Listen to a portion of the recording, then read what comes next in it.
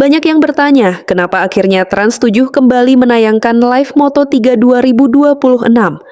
Padahal beberapa musim sebelumnya, Moto3 jarang bahkan nyaris tidak mendapat siaran langsung penuh di televisi nasional. Nah, ternyata ada banyak alasan menarik di balik keputusan besar ini. Dan salah satu faktor paling kuat datang dari munculnya pembalap muda Indonesia yang mulai mengguncang dunia balap internasional, yaitu Veda Ega Pratama. Dulu, Moto3 sering dianggap sebagai kelas pendukung. Banyak penonton Indonesia lebih fokus ke MotoGP karena nama-nama besar dan persaingan kelas utama lebih populer. Rating televisi juga menjadi pertimbangan penting.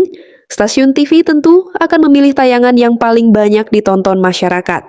Karena itulah, beberapa tahun lalu, siaran Moto3 tidak selalu menjadi prioritas utama. Namun situasinya berubah drastis di tahun 2026.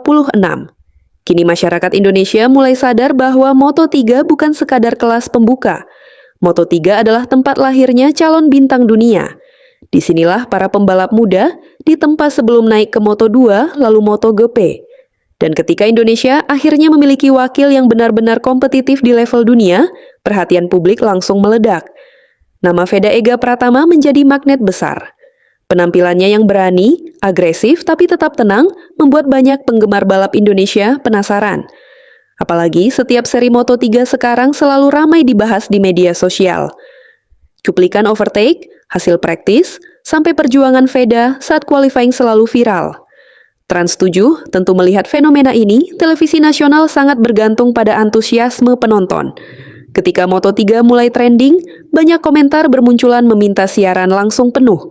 Bahkan tidak sedikit fans yang rela bangun pagi atau begadang demi mendukung pembalap Indonesia di lintasan dunia. Inilah kekuatan nasionalisme dalam olahraga. Ketika ada wakil merah putih tampil di panggung internasional, masyarakat otomatis merasa memiliki hubungan emosional. Sama seperti saat Indonesia mendukung bulu tangkis, sepak bola, atau olahraga lain. Kini Moto3 mulai masuk dalam daftar olahraga yang mendapat perhatian besar karena ada pembalap Indonesia yang berjuang membawa nama bangsa. Trans7 melihat peluang besar itu. Mereka tahu bahwa menayangkan Moto3 bukan hanya soal balapan motor, tapi juga soal cerita perjuangan anak muda Indonesia mengejar mimpi dunia. Penonton jadi lebih dekat secara emosional. Setiap lap terasa menegangkan. Setiap posisi yang naik terasa membanggakan. Apalagi performa Veda Ega Pratama musim ini terus meningkat.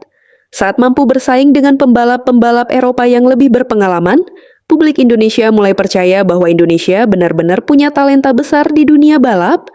Dan ada satu hal penting lainnya, generasi muda sekarang sangat aktif di media sosial. Ketika Moto3 tayang, potongan video langsung menyebar di TikTok, Instagram, Facebook, dan YouTube. Ini membuat gaung Moto3 semakin besar dibanding beberapa tahun lalu. Bahkan banyak orang yang awalnya tidak mengikuti balapan, akhirnya ikut penasaran karena sering melihat nama Veda muncul di timeline mereka. Efek viral inilah yang membuat nilai komersial Moto3 meningkat. Bagi televisi, tingginya interaksi penonton berarti peluang besar untuk mendapatkan rating dan sponsor. Jadi keputusan menayangkan Moto3 secara live sebenarnya adalah kombinasi antara kebutuhan pasar dan meningkatnya minat masyarakat Indonesia terhadap dunia balap junior internasional. Selain itu, kualitas balapan Moto3 sendiri memang sangat menarik. Moto3 dikenal sebagai kelas paling brutal dan paling rapat persaingannya. Selisih antar pembalap sering hanya sepersekian detik. Overtake bisa terjadi di tikungan terakhir. Bahkan pemenang kadang baru ditentukan di garis finish. Hal seperti ini membuat penonton tegang sepanjang balapan. Berbeda dengan beberapa kelas lain yang kadang gap pembalap terlalu jauh, Moto3 justru menyajikan duel tanpa henti. Penonton yang baru mengenal balap pun biasanya cepat jatuh cinta dengan Moto3 karena aksi mereka sangat nekat dan penuh drama. Trans7 tampaknya sadar bahwa tontonan seperti ini cocok dengan karakter penonton Indonesia yang suka balapan penuh aksi. Dan jangan lupa, Indonesia sekarang sedang serius membangun budaya motorsport.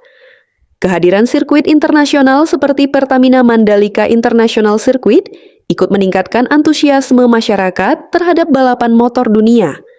Pemerintah, sponsor, akademi balap, sampai media mulai memberi perhatian lebih besar kepada pembalap muda Indonesia. Karena itulah, menayangkan Moto3 juga menjadi bagian dari mendukung perkembangan motorsport nasional. Banyak anak muda Indonesia kini mulai bermimpi menjadi pembalap dunia setelah melihat perjuangan Veda. Mereka melihat bahwa pembalap Indonesia ternyata bisa bersaing di level internasional jika mendapat kesempatan dan kerja keras yang tepat.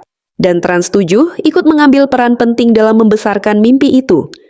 Dengan siaran live, masyarakat Indonesia bisa menyaksikan langsung perjuangan pembalap tanah air tanpa harus mencari link ilegal atau streaming luar negeri. Ini membuat Moto3 semakin mudah dijangkau semua kalangan. Bahkan suasana menonton Moto3 sekarang mulai terasa seperti menonton sepak bola tim nasional. Ketika Veda naik posisi, media sosial langsung ramai. Ketika berhasil masuk Q2 atau finish bagus, banyak yang ikut bangga. Dukungan seperti ini sangat penting untuk mental pembalap muda. Jadi kalau ditanya, kenapa Trans7 akhirnya menayangkan live Moto3 2026? Jawabannya bukan hanya karena balapannya seru, tapi karena sekarang ada cerita besar yang membuat masyarakat Indonesia merasa terhubung. Ada perjuangan anak bangsa. Ada mimpi Indonesia di level dunia.